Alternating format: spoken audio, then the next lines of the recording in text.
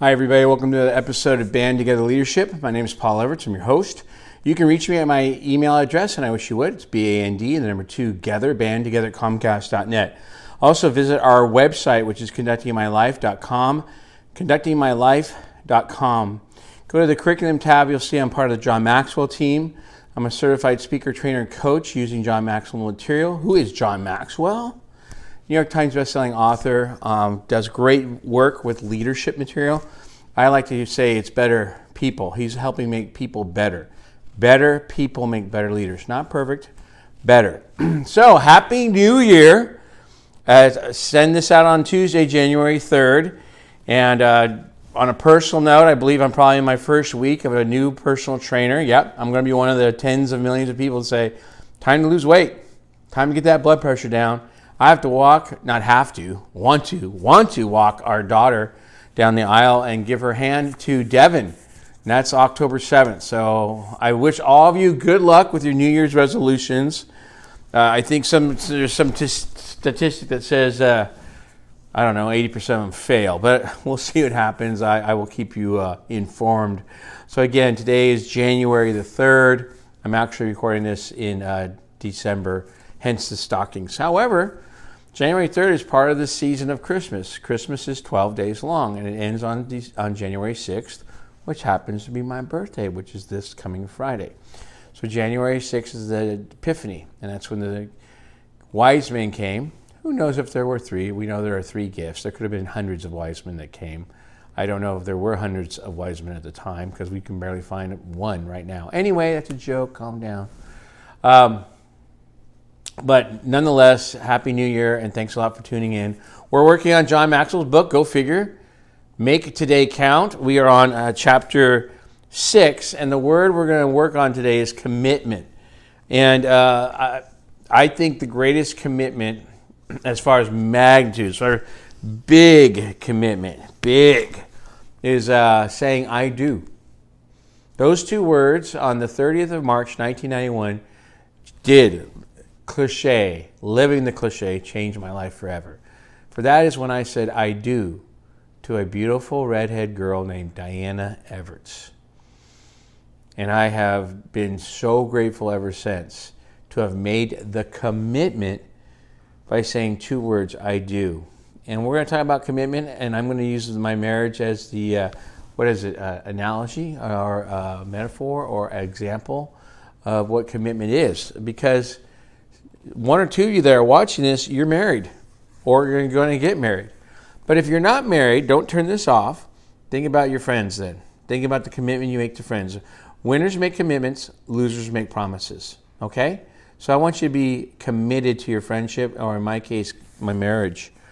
Dr. Maxwell says that he made a life decision concerning commitment. He said the following: if something is worth doing, I will commit myself to carrying it through. Doing. So there's action in that, right? Marriage is doing. What are you doing to make that commitment to your partner? Okay, in my case, I'm going to say wife. To my wife. Well, for 31 years, I've said I love you every day. I know that I've made that commitment. It's small, but she knows every day. It used to be little notes, 1991. Now it's a text message. I say I love you every day. I let her know, giving her small gifts, little notes. But I'm doing something.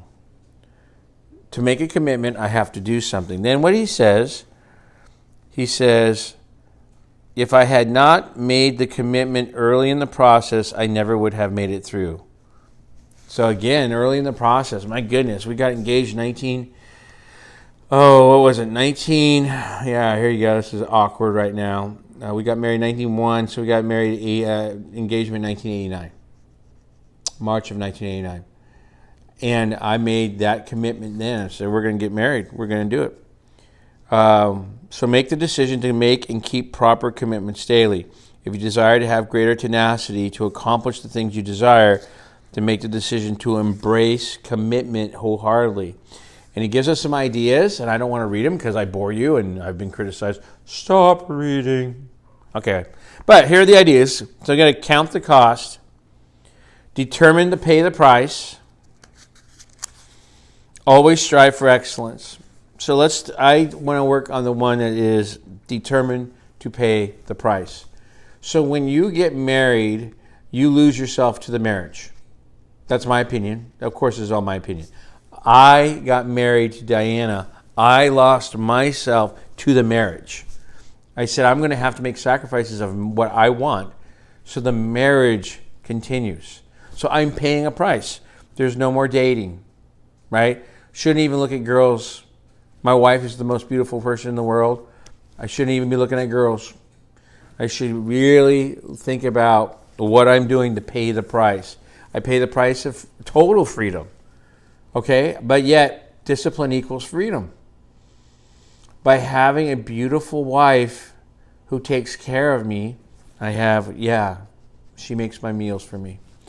She does the laundry. She keeps the house clean, comfortable, quiet.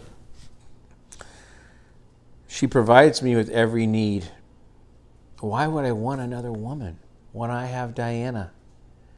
So it's not a big price to pay. But yet it says determined to pay the price. Once you count the cost, then you have to decide whether you are really willing to do what it takes to follow through. So what price are you willing to pay to keep your marriage? U.S. Senator Sam Nunn said, you have to pay the price. You will find that everything in life exacts a price, and you will have to decide whether the price is worth the prize. Till death do us part. That's the prize. Total love. That's what I do means. Managing the discipline of commitment. After Dr. Maxwell made the decision to commit himself to building his program at his church, he knew that he would need to find a way to keep himself on track. So on the 30th of March, 1991, I had to do what I could to keep myself on track that this marriage is a priority. So I determined to live out this discipline. Every day I will renew my commitment and think about the benefits that come from it. To do that, Dr. Maxwell carried a laminated card with him every day for 18 months. And here's what was written on it. It was written, this is by William H. Murray, quote, "The moment one definitely commits oneself, then providence moves too. All sorts of things occur to help one that would never otherwise have occurred. A whole stream of events issue from the decision, raising in one's favor all manner of unforeseen incidents and meetings and material assistance which no man could have dreamed would come his way." Dr. Maxwell read that card every day as we were going through the project. So what happens if I read that every day, found that card, and I read that every day being married to Diana? So as you strive to keep your commitments daily, keep the following in mind. Expect commitment to be a struggle. Don't rely on talent alone. And focus on choices, not condition. Be single-minded. Do what is right, even when you don't feel like it. Isn't that the case too? There's a lot of people making decisions based on feelings. That's too bad. So let's see. Don't rely on talent alone. If you want to reach your potential, you need to add a strong work ethic to your talent. Poet Henry Wadsworth Longfellow shared much insight when he wrote the following. He wrote, quote, "The heights by great men reached and kept were not attained by sudden flight, but they, while their companions slept, were toiling upward in the night." If you want something out of your day, you must put something in it. Your talent is what God put in before you were born. Your skills are what you put in yesterday. Commitment is what you must put in today in order to make today your masterpiece and make tomorrow a success. I tell you, there's no greater commitment for a man than to be married to a woman. And you're going to struggle with that. To be honest, there's no way. You've been together for thousands of days. You don't think you're going to struggle, or she's going to struggle being with you? Please. So keep your commitments. Be a winner. Find the discipline. And you're going to enjoy life. It's going to be so much better for you keeping commitments. Because in the end, don't you want people to keep commitments to you? Don't you want people to keep? I think you do. And there's that golden rule, that pesky golden rule. All right, begin at the end in mind. Every choice you make is who you are. Choose wisely. Seek first to understand. And finally, people don't care how much you know until they know how much you care. And I care about you very much. I hope this helps at least one person. I'm not looking for the numbers. I'm looking for the quality. Make today count. All right, bye, everybody.